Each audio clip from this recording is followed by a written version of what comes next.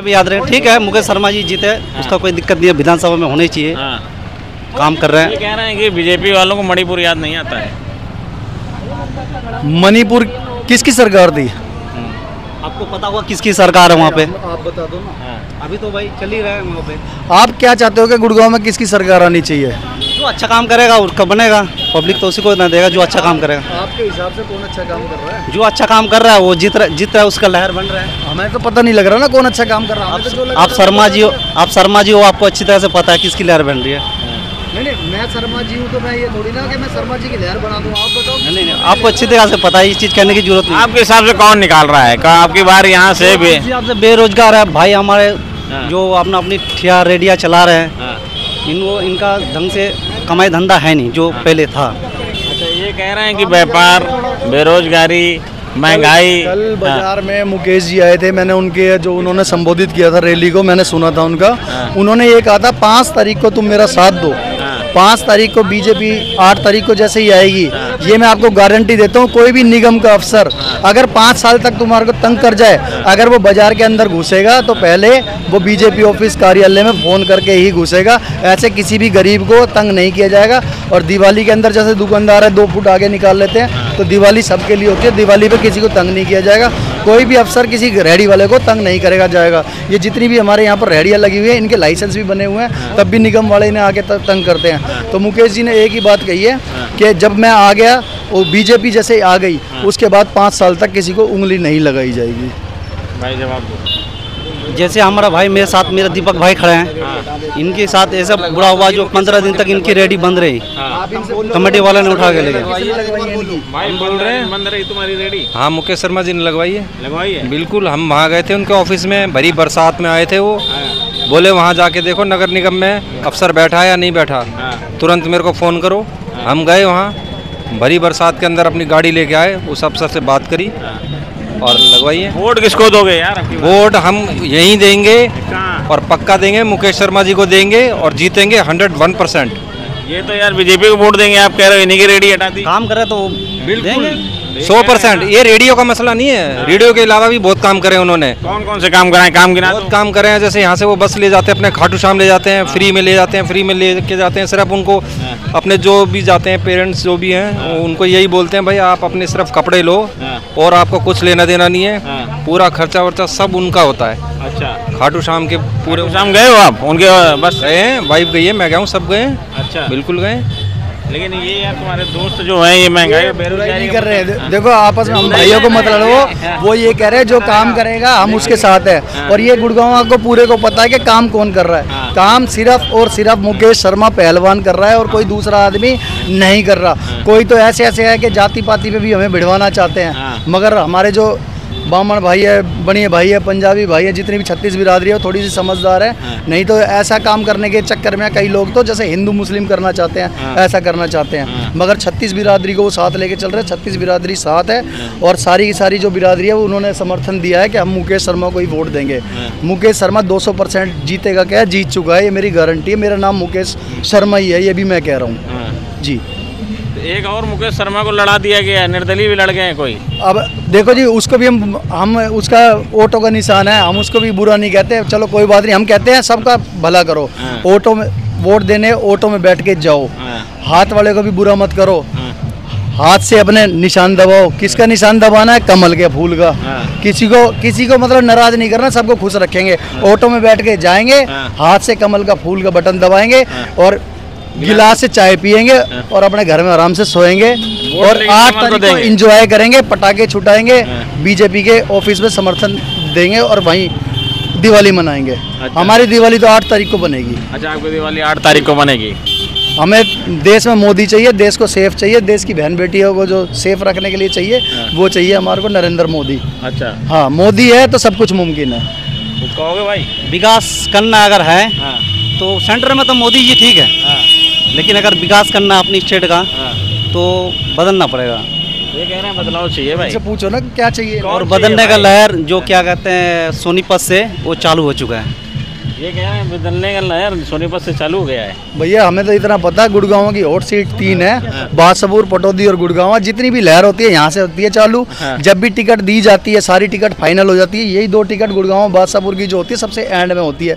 हमने 3 दिन 4 दिन वहाँ पर इंतजार करा कि भाई को टिकट कब मिलेगी कब मिलेगी। हम सोचते नहीं थे, कभी पता लगता था 2:30 बजे फाइनल करेंगे रात को, कभी 12 बजे करेंगे। और एक दिन मैं गाड़ी में अपनी सो गया। मैंने जब आएगी टिकट, जब आएगी, जब एक ने आके बजाया, कह रहा पटाखे छूटने लग गए, क्या कर रहा है। जब मैं उठ के गया, जब मैंने वहाँ पर ढोल पे डांस करा और एंजॉय करा। हमारे भाई को टिकट मिली, मुकेश भाई को टिकट मिली, जिससे पूरा बाजार भी, बाजार के जितने भी व्यापारी है सबने समर्थन दिया। 6 बार बाजार में आ चुके, बाजार वाले 6 बार बुला चुके। और आज भी यहाँ पर ये पंडितों की गली है, यहाँ पर घंटेश्वर मंदिर के सामने, यहाँ पर भी मुकेश भाई को आज उन्होंने बुला रखा। पंजाबी समाज है, सारे वेलकम कर रहे हैं। तो 36 की 36 बिरादरी मुकेश भाई के साथ है।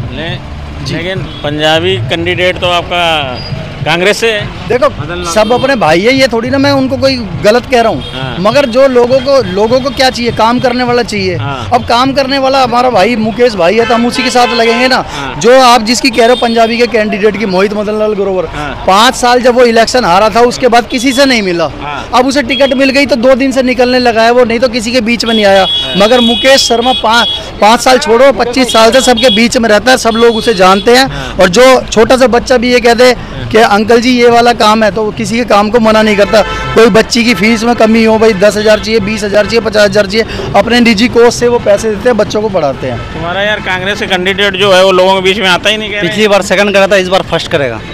ये कह रहे हैं पिछली बार सेकंड किया था, इस बार फर्स्ट करेगा। देखो जी, जो कैंडिडेट जिसका लगा होता है। अब आप ये भी मैंने बताया, आपने बोला कि भाई वो कोई मुकेश शर्मा खड़ा है, टम्पू का निशान है। सोच तो वो भी रहा है कि मैं भाई मेरिट में फर्स्ट हूँ। कोई नीचे से मेरिट आता है, कोई ऊपर से। हमने बता दिया, ये मेरी लिखवा लो, दावा है मुकेश शर्मा जीतेगा और 200% जीतेगा। बीजेपी वाले, बीजेपी मुकेश शर्मा बीजेपी वाले, मुकेश शर्मा भी 2 हैं। मैं ये नहीं, मुकेश शर्मा कमल का फूल, कमल ही खिलेगा हरियाणा के अंदर।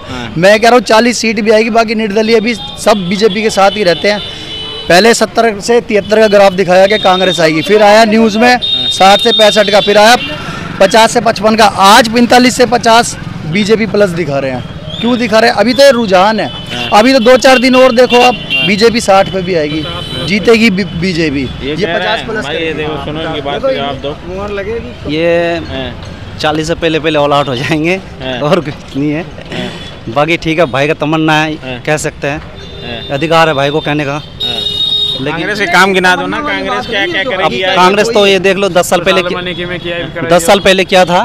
70 साल में नहीं करेगा, ईब करेगी जो कांग्रेस है। ये कह रहे हैं 70 साल नहीं किया भाई। कांग्रेस ने सिर्फ और सिर्फ देश को लूटा है। मैंने बताया था अभी, जब ये एक बार आरक्षण कांड हुआ था, तो आपको पता होगा रोहतक झज्जर के अंदर पंजाबियों की दुकानें कैसे जलाई गई थी।